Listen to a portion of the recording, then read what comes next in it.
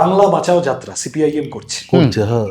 যেখানে যাচ্ছে হাজারে হাজারে লোক হচ্ছে। বিড়ি শ্রমিকের কথা বলছে, চা বাগানের কথা বলছে, বেকার যুবকের কথা বলছে, ক্ষেত মজুরের কথা বলছে, তাদের সাথে বসছে, বস্তিতে বসছে, শ্রমিক মহল্লায় বসছে, চা বাগানে বসছে, ক্ষেত মজুরের ঘরের দাওয়ায় বসছে, তার থেকে তার অভিজ্ঞতা শুনে এনে আমাদের নেতারা তারা মিটিং মিছিলে সেই কথা বলে তোলার চেষ্টা করছে।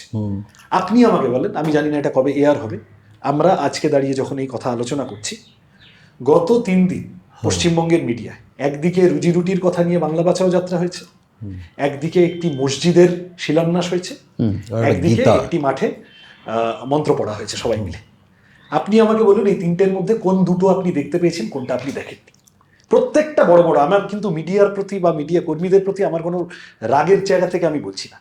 মিডিয়া হাউসের পলিসি, আপনাদের মতো অসংখ্য বন্ধুবান্ধব মিডিয়ায় তারা রাত্রিবেলা ফোন করে দুঃখ করেন যে আমার চ্যানেল পলিসি বলে দিল সিপিএমটা 20 সেকেন্ডের বেশি দেখাস না, 500 লোক নিয়ে মিছিল করলে করুক, বিজেপি যদি 20টা লোক নিয়ে চ্যাংমাছের মতো লাফায় ওইটাই ব্রেকিং নিউজ করে 3 ঘন্টা ধরে দেখিয়ে যাবি, ওটাই সেন্সেশনালাইজ করতে হবে। পাড়ায় সিপিএমও আছে, তৃণমূলও আছে, বিজেপিও আছে, টিভি খুললে শুধু তৃণমূল আর বিজেপিকে দেখছি।